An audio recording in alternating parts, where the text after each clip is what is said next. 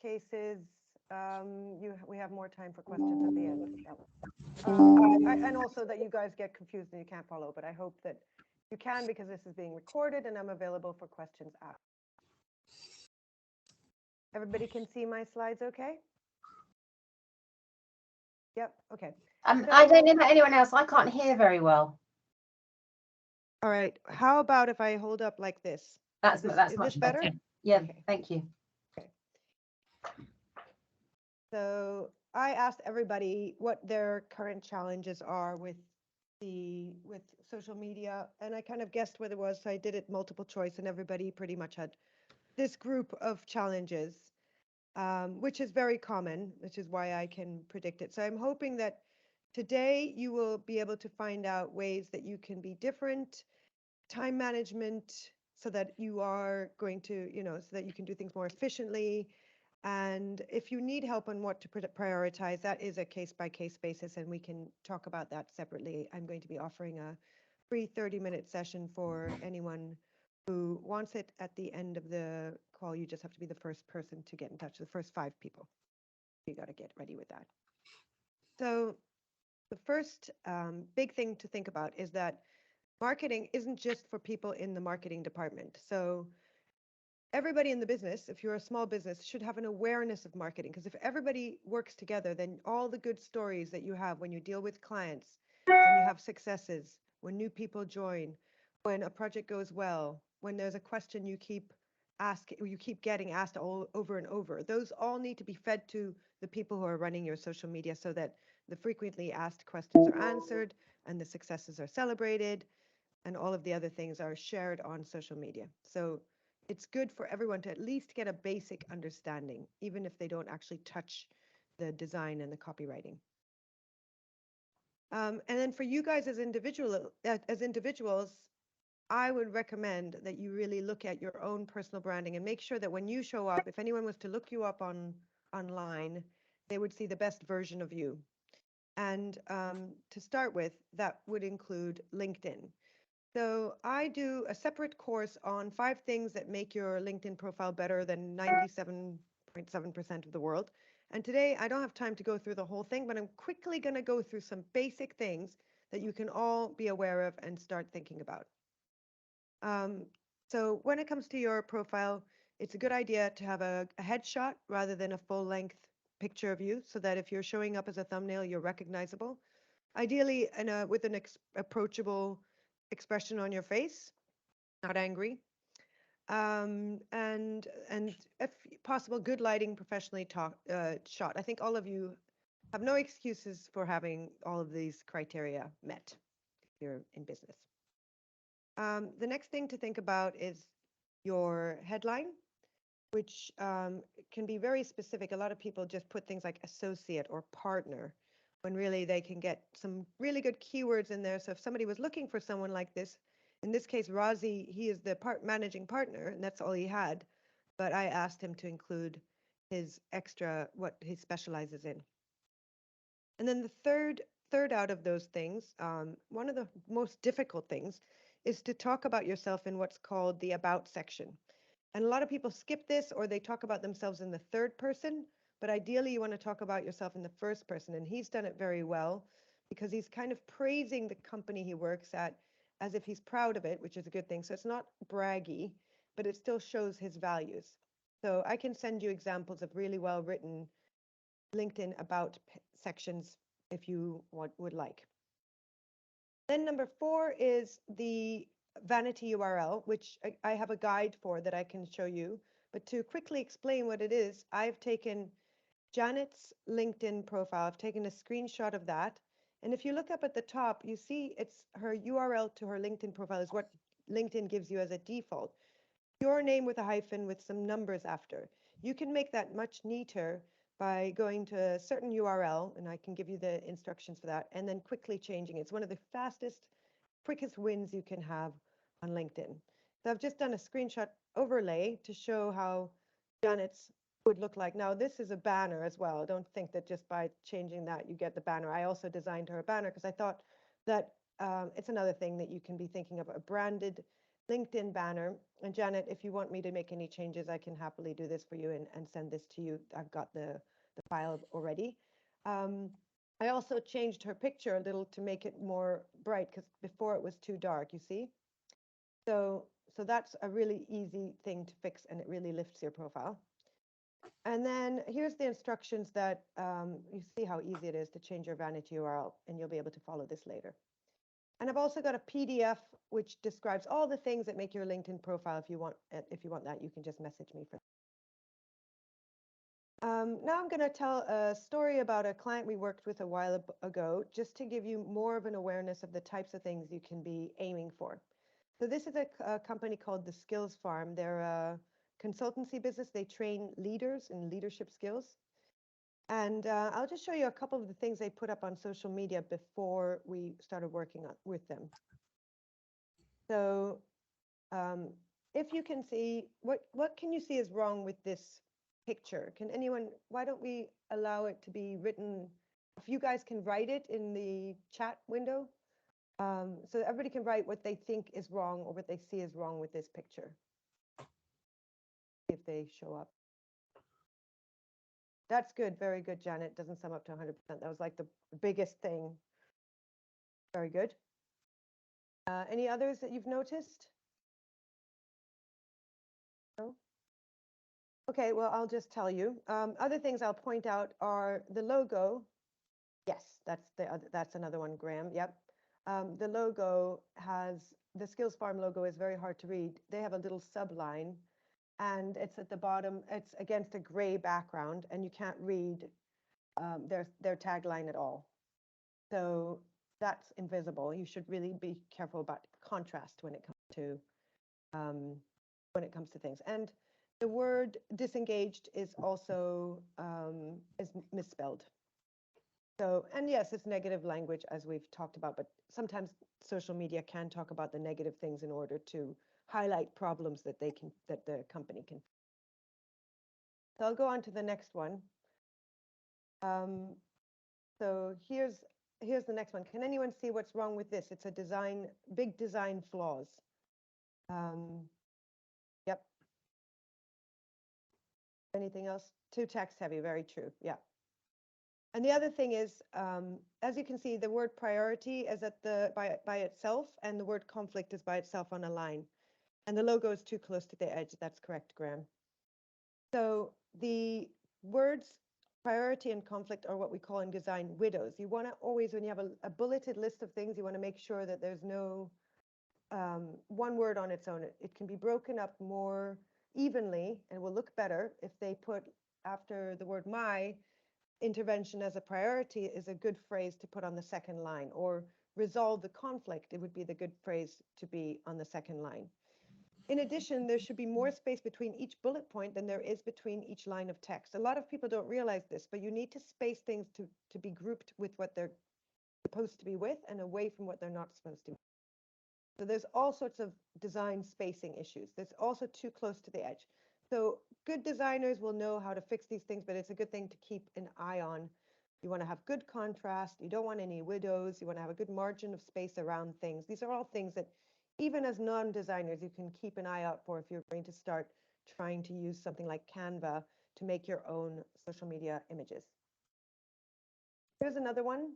Another thing that they put up. Can you see what's wrong with this one? So I will tell you. Today against the color is very, very pale against the gray, and it's hard to read. It's not very contrasty, and their logo is completely invisible. It's like crazy that they didn't even see that. So what we then did was we actually took over their social media for about 3 months so that they could get a good example of what it should be like. And what we did first of all was we did a content calendar, and this is a really good way if you've got other people in your business and you need to get approval. Somebody can prepare this, and then somebody else can make sure that it makes sense and it's in the right tone of voice for the business, and the ideas are in line with the key messages they want to share. So once they were approved, even if we just took some quotes off the internet, we would then spend time to redesign it. So where we had the logo, we made sure that growing you was visible and it was good contrast. We used some of their own ideas and we included pictures of them in it because they had a great photo shoot, and it's really good to include all of the people if you can, or not all of the people, but the main people in the business, the client-facing people. So that was what we did. And the other thing is they got to be used to providing us with things that were happening in their day-to-day life. And when we launched their website, they even did this all on their own. They shared that they had launched their new website with the group that the entrepreneur group that we met them in. That was a really nice thing for them to do. So now I'm going to go zooming out into the whole concept of content marketing. Have you ever heard of content marketing? Who has? Who hasn't? Raise your hands. Has anyone not heard of it? Everyone's heard of it. Some people most. So content marketing is when you think about what you can give to people, whether it's entertainment, education, or insight, rather than asking them or buy my stuff. It's not advertising, but it's in a way it allows people to get to know you, to be familiar with what you do, to link you to the things that you want to be linked to. And I'm going to show you some examples. So this one is for a piece of software for the care industry. And it was created by people who run care homes. And they decided that they needed something internally that they could use. And by doing so, they created this product that they then went to market. So one of the big key messages or benefits of their software is that it's actually used by them. It's not just a software company. So this Venn diagram is an idea that you guys can think of to use for your own businesses. Is there two things that you can say you guys put together to make your business? If so, Venn diagrams are a really nice visual way to communicate that. Another example from PayPal, what they did was because it's finance and it can be considered boring to have pictures of calculators or graphs, they actually went to the world and they found Instagram photographers who had great photos, and they asked them questions. In this case, they asked the photographer who takes pictures of kids what the phrase "technology doesn't change the world, people do" means to her. They called it a peopleism, and then she answered, and they used that in the caption. So if you want, you can crowdsource or outsource the images as long as you have full permission from the photographer. You give them credit in the way you promote them as well. So it was a win-win for both of them. If you don't find you have enough really great images, but you find somebody who you think you can make a good link between your business and the image, there are lots of ways to do that. Here's another one. They have quite a lot of these. Next example is an illustration of the Great Wall of China, which was used by the National Citizen Service. I'd never heard of the National Citizen Service, but I had heard of the Great Wall of China. And this was an analogy of how many hours of community service they had been able to complete. And it's a powerful image because it's something we understand. We don't need a lot of text to go with it. We get it, and the picture's cute and it stands out. So if you have any statistics in your business, and you think about what else could be representing that statistic, equivalent to what, you can use this idea in your own business. For example, equivalent to going to space and back, or equivalent to this many football fields, and you can have a picture of a football or a kid holding a football, something like that. Go with your stat. This next example is an interactive post that was put up on Facebook, and it's nothing to do with business, but it's an idea that you guys can use in your businesses. It's a grid of images which are numbered, and it asks the audience to guess which movie each of the pictures is from. Now, because it's so interactive, anyone who comments on it, it'll show up in the feed of their friends, which means that it's got a lot of reach. It's got a lot of pictures and a lot of numbers, and many people will try their luck. So by doing something interactive like this, you've got a lot more chance that people will see your post, because, you know, algorithms in social media, people want the social media channels like it. If you pay for your posts to be seen by your target demographic, but if you can be creative with your ideas, you can still get good reach by doing interactive posts that require people to answer questions. I've got a couple of examples I did just to show you what I mean, how this could be changed to business. So in this case, We did a website for Atlas Translation, and in that website, we actually did design all these icons for their different services. So what we could do for them is they could have, can you match the service icons? And in the caption, they list all the different services in words. And then people can choose which one matches which, and then they can later on post the answers. So that's an example of how a grid can use this idea of a grid of images. Here's another example. It's a pretend company, but imagine you have all these different locations for your business, for your company. You have maybe 3 or 5 locations. Then you can have which locations are we in? Here's a list. Can you match which grid is which with which city? And then people can try their luck. So it's the idea is not to make it too difficult. If you're getting the key message that you have, in this case, those services, and in this case, your multi-location business. This next idea is from Lego, and it's just a creative idea that I really like to show. Lego doesn't need to put pack shots of fairy castles all the time. Everybody knows the brand. They can just put their logo and people understand what Lego is. But I really like the way they think about their target audience and who those people are when they posted this. Can anyone tell what this is? Put it in the chat if you can. This represents South Park. Very good, Josh. Okay, I'm going to do the next one to see if anyone can get everyone but Josh. Anyone else want to try this one? Very good. Teenage Mutant Ninja Turtles. I hope you guys are getting this. The next one. The blue ones. Very good, Tom. Those Smurfs. So if anyone was wondering about South Park and how it relates, you can see kind of with this picture here. That's the South Park character. So what they're doing is they're understanding that a lot of the people who like to build Lego are actually people who like cartoons and characters and these kinds of TV shows and movies. So they're kind of considering that as what their audience will like, which I really think is important when social media planning. So time management is a really big thing with everyone who I ask. And I really think you need to remember that you've got to spend a lot of your time on your actual work. Now, this is like a circle diagram, a donut diagram I made. Keeping in mind that marketing is very important. Marketing is how you build relationships and lead to sales. It's not something to be ignored. It's something that will build recognition in your brand and allow open doors for you. And there's all these different types of marketing. So when it comes to content marketing, some of the time you're going to be spending is on speaking to people.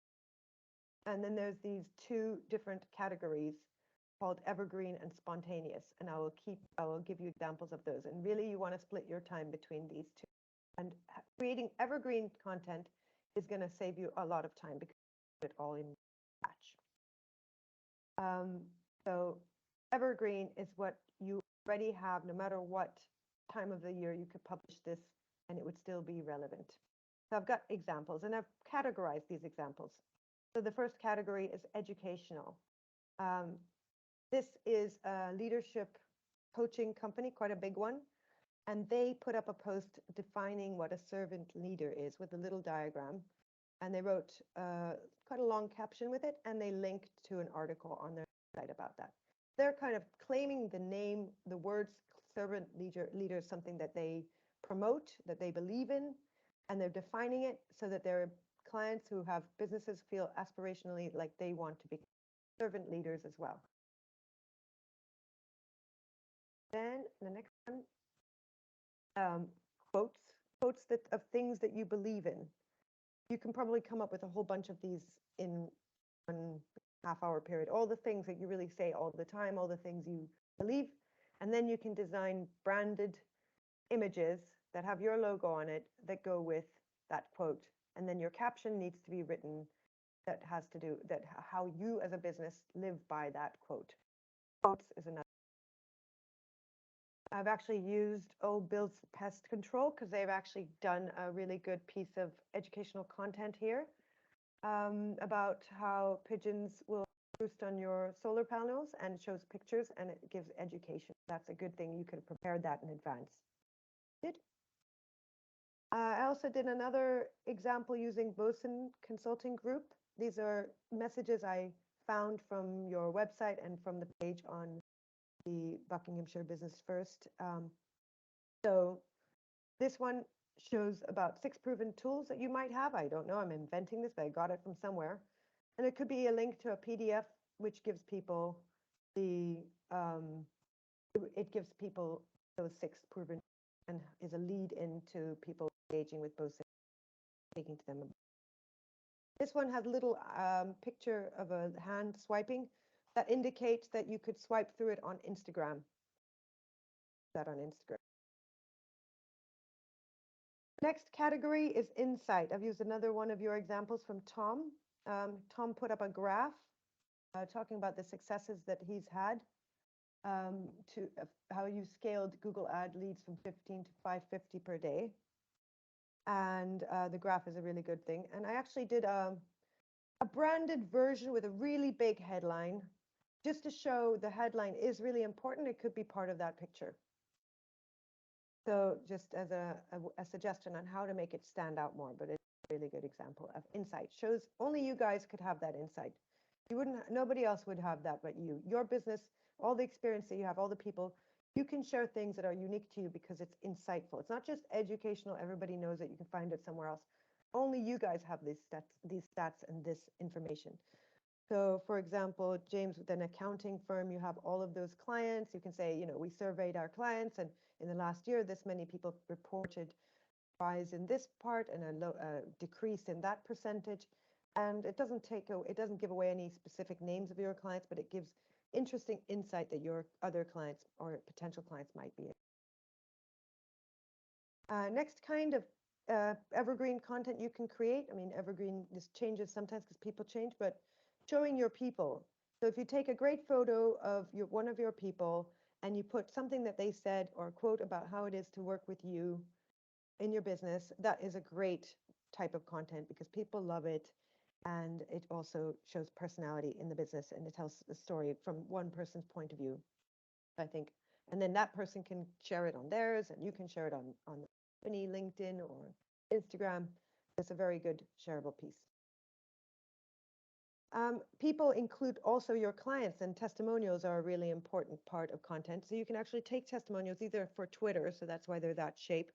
And this is, you know, how you can brand and design the images representing the testimonials so that in between other content, educational, showing your people, showing insight, you have your testimonials. So you can see that you can collect together all these different things in these categories. Just come up with a list of people you can ask quotes from, a list of people you need testimonials from, a list of educational things you can teach people in bite-sized snippets. Then start creating images and writing the captions for each one. This is maybe a lot of work, but you can get it done in a couple of days for 6 months worth of time. It's really easy to create the ideas and when you do it in the batches. Next category is next of the big categories is time-based. So instead of evergreen, this is the stuff that you need to be keeping more of an eye on what's happening that week. But by having the evergreen stuff already in your calendar, already even scheduled, because you can use scheduling tools and pre-schedule a whole bunch of things that are evergreen. Then if you miss a week or you're too busy, it's not the end of the world because there's something going out there from your business, reinforcing your key messages and being helpful to others. But here's some examples of things you could be doing that are time-based. So statistics, you can put a note in your diary to review certain statistics every 3 months or 6 months or every quarter, every year, and put out something that shares that milestone or those statistics. So this is an overview from Cushman and Wakefield. This is actually something they put on their website. It's once you have something designed in a nice way, it can be used on your website, on your PDFs, even in your email signatures if you want. So the effort you put into designing for social media can go across all sorts of different touch points with your business and with your communication. Here's another example. When this lady reached 14,000 Instagram followers, she made an image with confetti. Maybe she found this online or maybe she made it herself, but it was to commemorate a milestone and it shows her success. And then there's other things that are time-based, but you can actually prepare them ahead of time. Holiday messages or awareness days. There's a website called Awareness Days you can look at. And you can scroll through all the different days, the National Day of, children, or the National Day of books, or whatever. And if something's relevant to your business, you can pick that one up and prepare something that will have to go out on that day. You can even pre-schedule it so that it goes out on that day. And thank you, Graham, awarenessdays.com. So that's another place to gather information. So you can see that there's so many different ideas just from this that you can use. I like some more clever examples of how people have taken what's going on in the news and made it a link to their business. So in this case, this is a property estate agent guy, and he's done, first-time buyers looking to move out of your parents' house. Used Meghan and Harry as an example. This one is to do with what's happened in the last couple of years. He's a recruitment guy. So, he's talking about interviews and on Zoom and things like that. And this one is, again, it's using Meghan and Harry. This is a sales coach, so she helps people sell more. She's talking about Meghan and Harry's sales pipeline. And that is, again, relevant to what she does. And it's interesting, and it's popular. People like the little links to what's going on in the news. Another thing is team successes. So if anybody graduates from an apprenticeship program, like in this case, or has been with you for a certain length of time, then you can share that. Okay, now I'm going to go into one of the things I mentioned in my pre-session questionnaire, which is about customer avatars. Has anyone know what those are? Do you kind of have a vague idea? Does anyone want to try and define it? Yeah, some. Okay, so people don't spend enough time really thinking about and thinking about the problems that their customers have. And it really does, it makes a lot of difference. So if you guys get together with your team and you sit down and you answer some questions about your clients, the people you love working with. And it might be that, you can't necessarily say you're going to have one customer avatar. Sometimes you have more. In fashion, the different fashion brands, they use customer avatars, and they have an invented person based on a amalgamation of all the characteristics of the type of person who shops at their shop.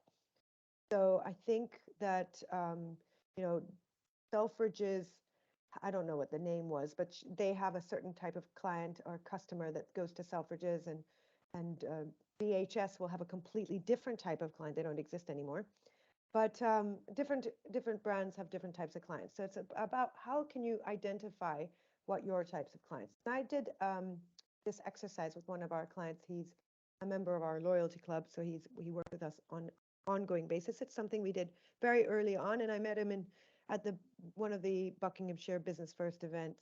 I don't know if you guys know Chris Messam from Canapé Box. You know him?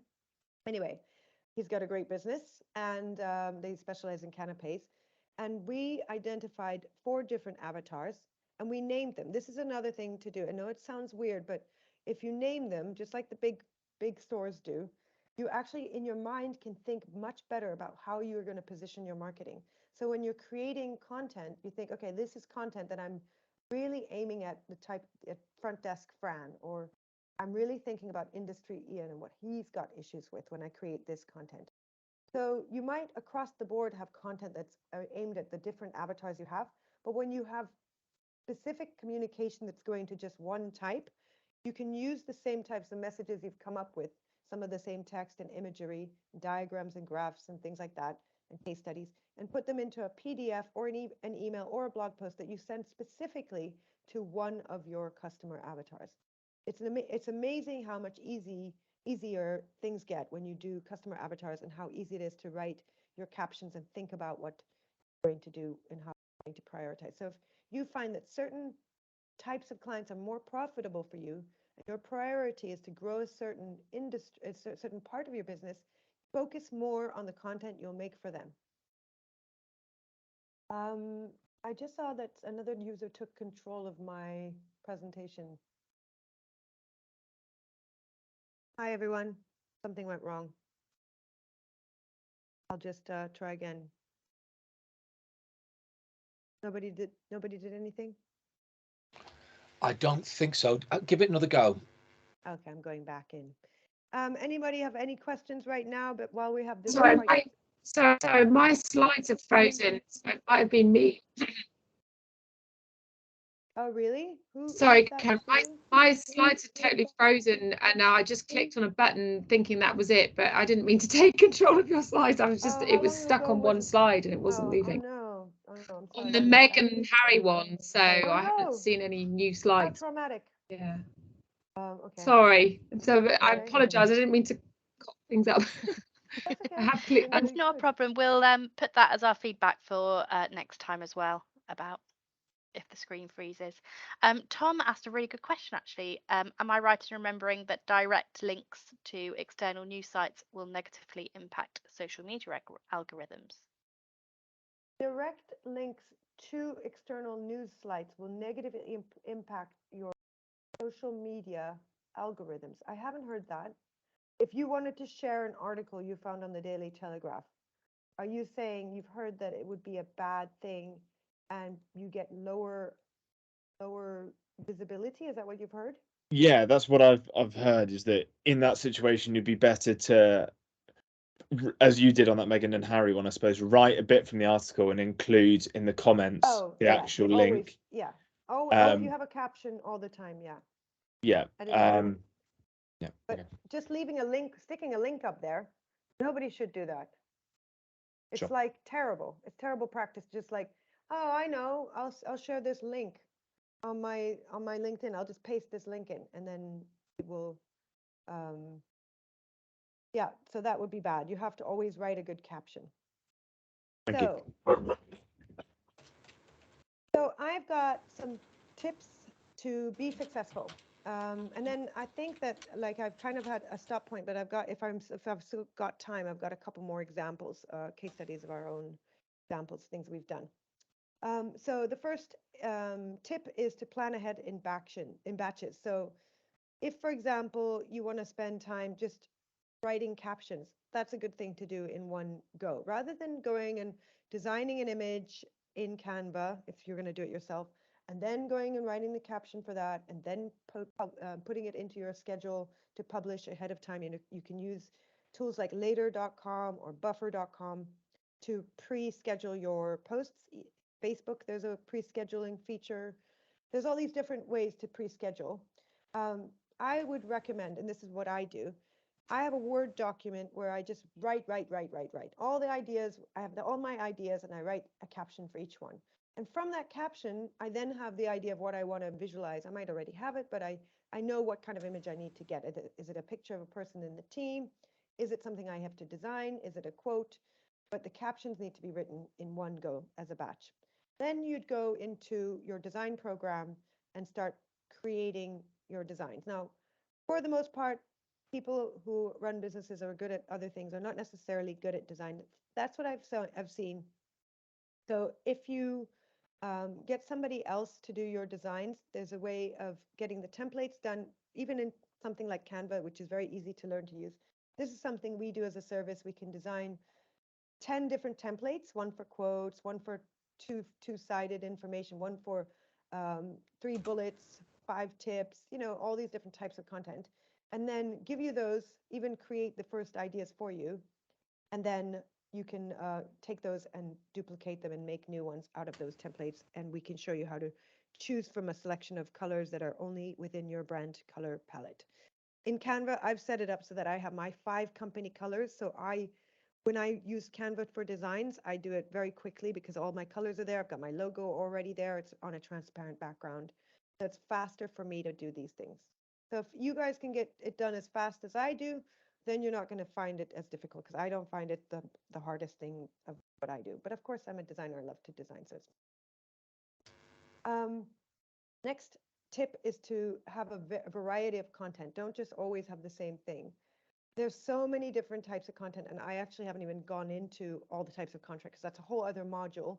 But if you have, for example, controversy, if you can come up with something that everybody believes that is true but isn't true, and you can come up with a professional argument, that's a really important and powerful type of content. It's more advanced, and if you want anyone wants to do my 30-minute session with me, we can talk about ways that you can use that, because it is very noticeable when people talk about something that's a little bit.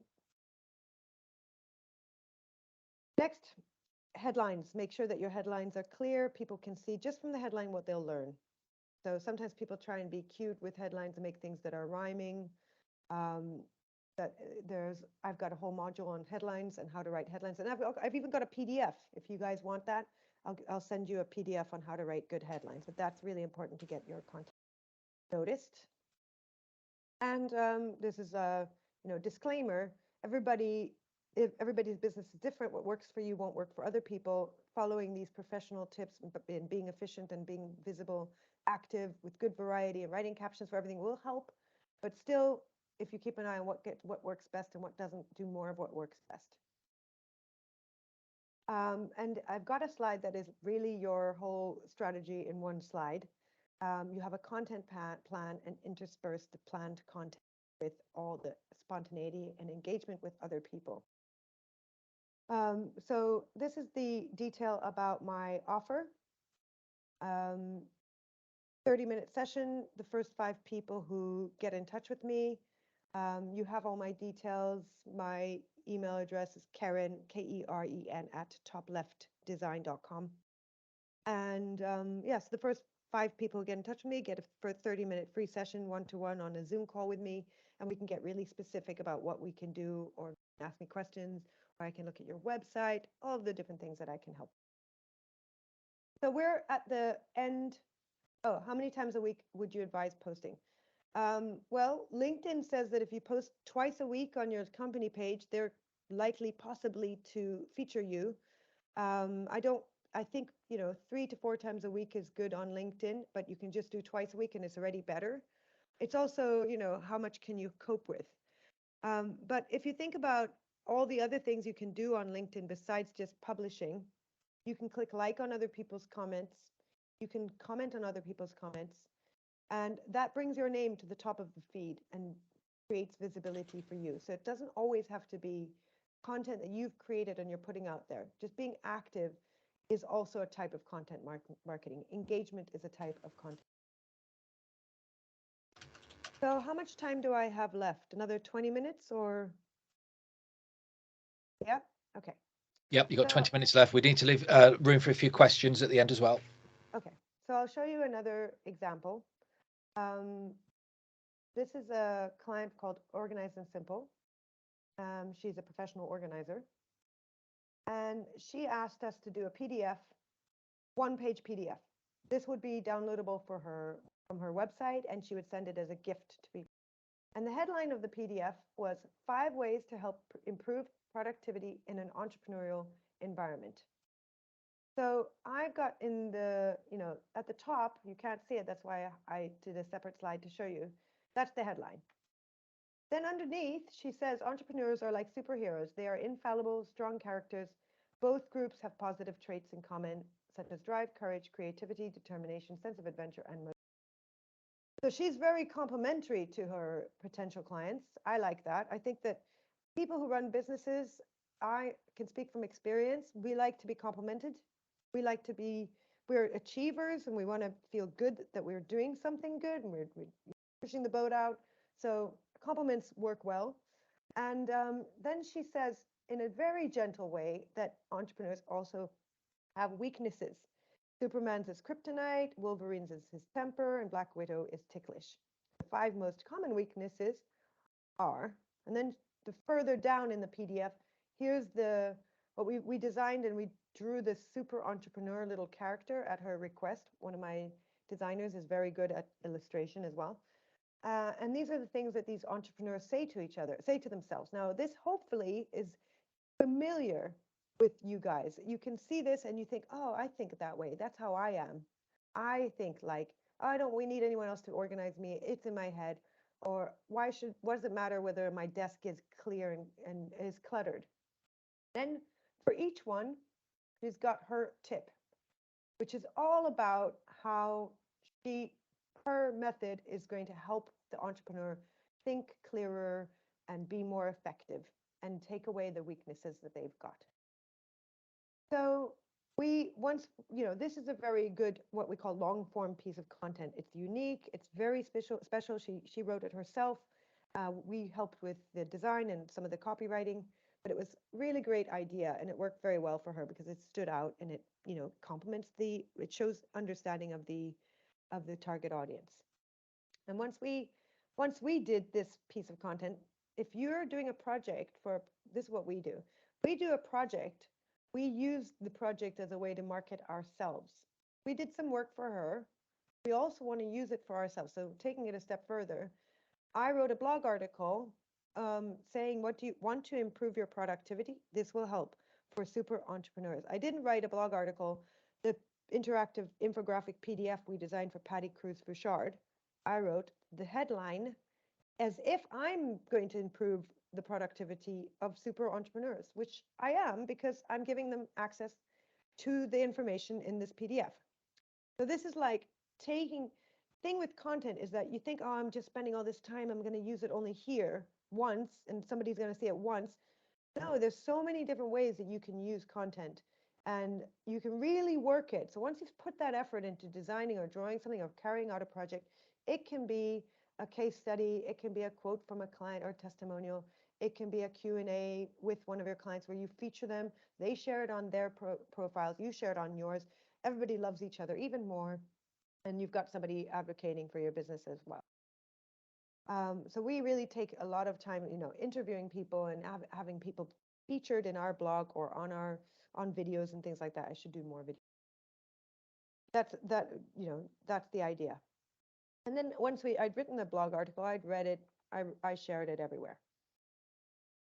So that's an example of a piece of long form content, if that hopefully could put some ideas in your head. Next example is this campaign. So when GDPR came out, I was getting fed up, just like everyone else, with all the paperwork and how boring it was. So I decided to make a campaign where I just, I put up on LinkedIn, does anyone have any GDPR specialists? I need to create some content around it, and I need advice. And I got 64 people with recommending their GDPR specialists. So I spoke to maybe 2 of them in the end. I ended up getting so much information for my content that I created like 10 pieces of content very quickly within a day. And I distributed it slowly over the next couple of weeks in a blog article across LinkedIn and in a newsletter that we sent out, because I wanted to get people who were our clients or not our clients yet to use us for their GDPR pop-up windows and disclaimers on their websites. And with this campaign, which took me a day and a half, we got 7 clients in the immediate level asking us to make the changes in their website. So if you really want to sell something or you want to do a service and there's a time that it seems right, there's a new regulation that's coming out in the industry, you can actually take that, use it to your advantage and offer something. But you do need to really market it. So creating a campaign means lots of images, a newsletter, a blog article, all the different things.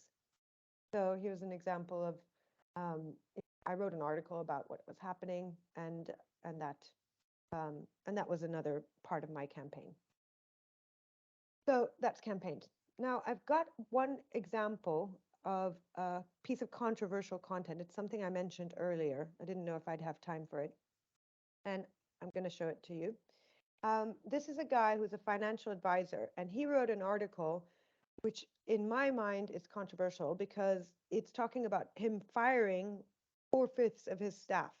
Now, at first, it's very, a lot of people would, I've shown this to different audiences, and when I show it to a group of people who are all employees, millennials, whatever, they all feel like really, upset about this. But then I explain why he did it. First of all, he did really do it and what this really happened.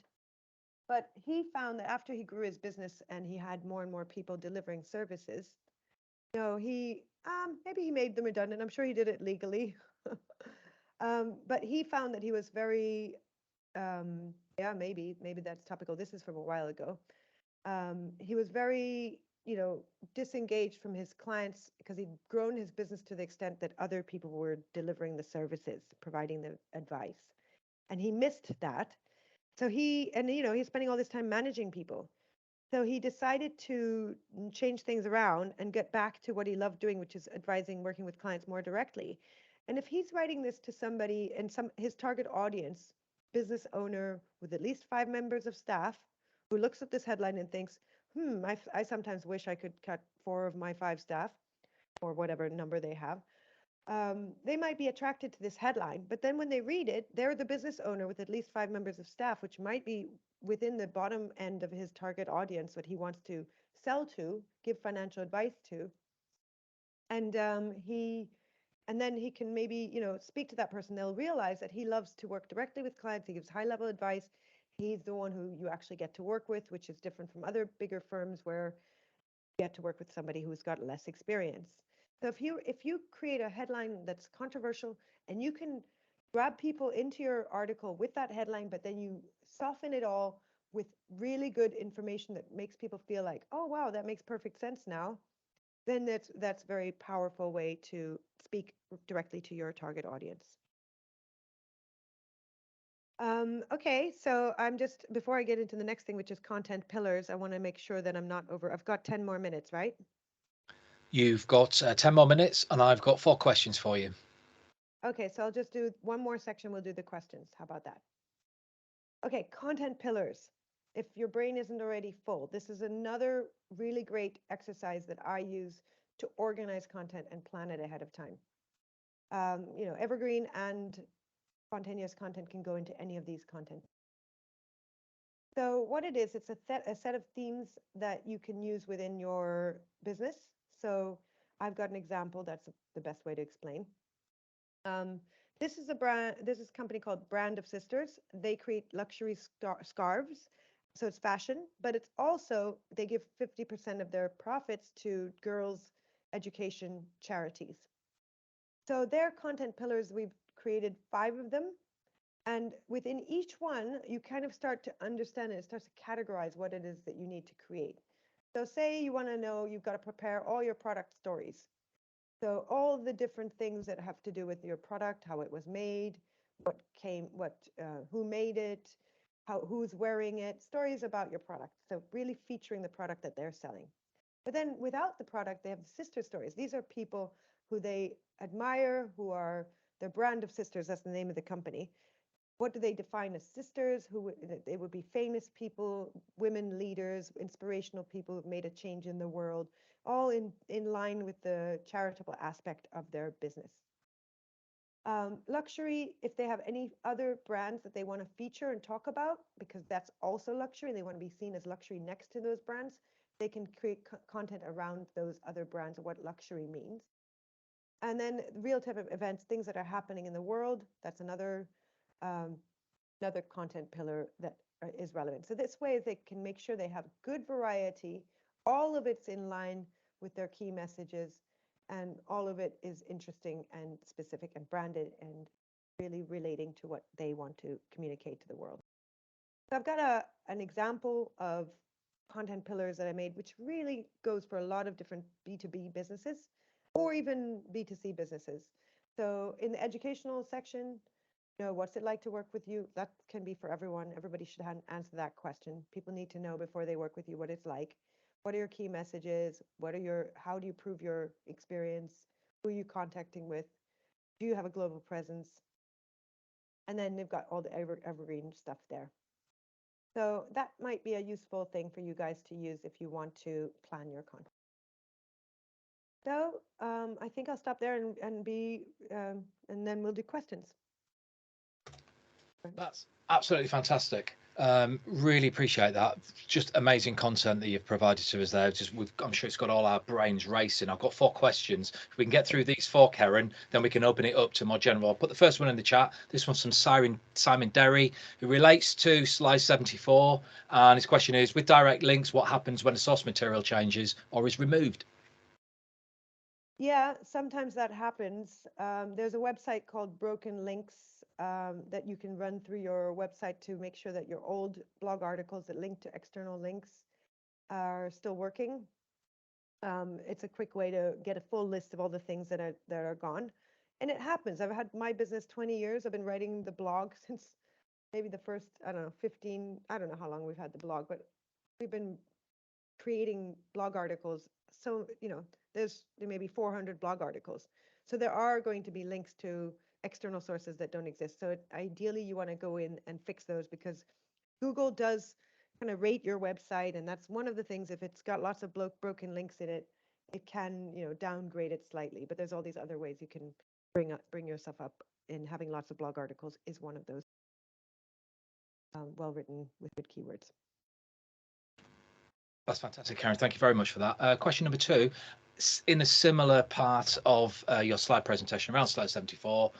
This one's from Sharon. Social media, it moves so quickly. Which is the one platform that rules them all? There's got to be one. Well, it depends on the type of business you're in. LinkedIn is my favorite to recommend for everyone, because your business owners, your personal brand matters. Your LinkedIn profile matters even more than your company LinkedIn profile. You can have a company page as well. Ideally, have both, so that the little logo icon shows through on your profile and everybody else who works with you. So I think LinkedIn everybody should do, but then there's certain people who have creative businesses that have a lot of, like Delilah has a business that has products. They're beautiful products. There's a lot of different visual things, and Instagram would be good. Some businesses are more, B2C and B2B. Like yesterday, I spoke to a guy who's got a solar panel business, but he works with government contracts. So if he was working with residential, he could use Facebook and do targeted ads for people, for homeowners, to sell them the solar panel maintenance that he does. But because he's working with government contracts and commercial contracts, he should use big LinkedIn, because it's those people who are the decision makers. And those aren't going to be making their decisions based on a Facebook ad. Even if they do use Facebook, they're going to be looking at LinkedIn and getting their business stuff from there. So hope that helps. That's excellent. Thank you very much, Keren. We're still on social media. You were talking about using news, as a way to drive potential content. So a quick question here from Tom. He seems to remember that direct links to external news sites sometimes can produce a negative impact on social media algorithms. Is that still the case? I haven't heard that until today when he mentioned it earlier. However, if you write a caption that takes ownership of the link, as in not like you wrote it, but what is your take on it, then you can share the link. But I would have to see where it's written that the algorithms are affected by having that link, or if it's just linking to something without any caption and any proper effort put into that is where the problem arises. Excellent. Thank you for that, Keren. I'm just going to put the final question in, and then we're going to come back to Simon. So Simon, thank you for putting that additional question in the chat about LinkedIn. So this one is from Simon, and it was about peopleism. So just remind us, what is peopleism? It was on slide 33.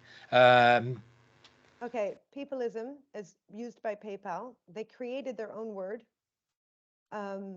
What does our let's make simple standard peopleism mean to you? That's a word that they created.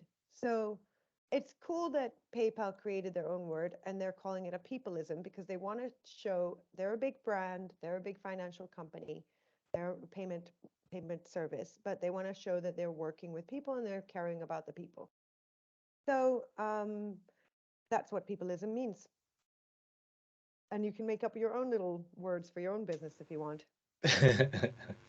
That's fantastic. Thank you for that, Keren. And Simon's put another question in regarding LinkedIn, the personal profile versus business profile or business LinkedIn page.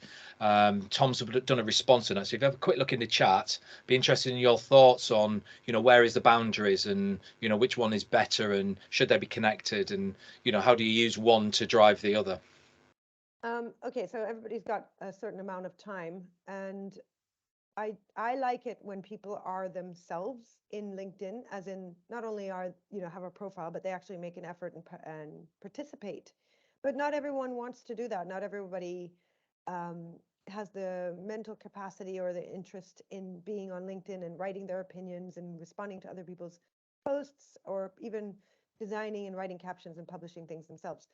So I'd say for everyone on this call, create your LinkedIn profile and follow the 5 rules. So then already you're going to be better than 97.7% of the people in the world, because most people don't make the effort. Put up a proper picture with a great, well-written headline, and a vanity URL and write about yourself in the first person, which is hard, and then write about each of your previous roles. And if you can, include a branded banner.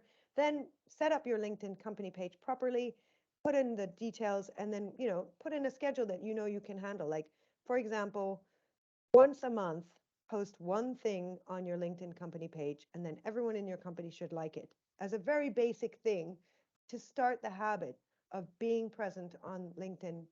And then your profile looks good, and you're going to click like once a month on your company LinkedIn post that somebody else is doing for you, and at least then you're visible once a month, just to do more than nothing. And once you've gotten there, just like everything, like I've really upped what I do on LinkedIn more lately. I was like focusing way too much on Instagram. LinkedIn is way better for my business because I'm a B2B service businesses. And we're working with, you know, the reason we get business is through referral, people who know me, that sort of thing. I'm not going to be able to compete with these big accounts on Instagram, although Instagram's important too because it looks good for a design company to show good designs. But LinkedIn is something I've been training myself to be more visible, and I've gotten there without it being like, oh no, I have no time for anything else now, my life is ruined. I changed things. I made more, I do more, and life is okay. So I just use this, you know, batch creation, repurposing content, that sort of thing. That's really good, Karen. I think that batch creation we just talked about, it's just picking up on something that Janet's asked, which is about scheduling posts. We can do it on Insta and Facebook. Can you do it on LinkedIn? You can. I've used later.com, which is originally what I started using for Instagram. I liked it because you can get the grid of images in Instagram, but actually you can schedule your posts later.com for LinkedIn as well. That's fantastic. And one final question from Josh. What's the threshold? Is too much, you know, posting going to create negative impact? I don't think anyone here is really at risk of doing too much. They at least get to 3 a week and then talk to me about whether you're doing too much. Because I don't think anyone's, you know, with everybody posting so much. I know people who are, you know, they're kind of LinkedIn influencers. They're consultants who help people with LinkedIn. They post every day. I know somebody who's a coach for men, like she's doing, you know, confidence coaching for men. She posts every day. And I don't, because of the quality of what she writes, she gets lots and lots of engagement and she does really well designed posts and everything. So if you do something well, then you're not going to annoy people because people will recognize the quality.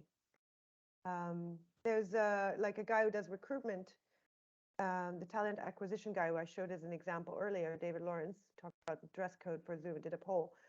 He was doing videos every single day with, you know, interviewing clients and their businesses. I loved that. I don't think it was too much.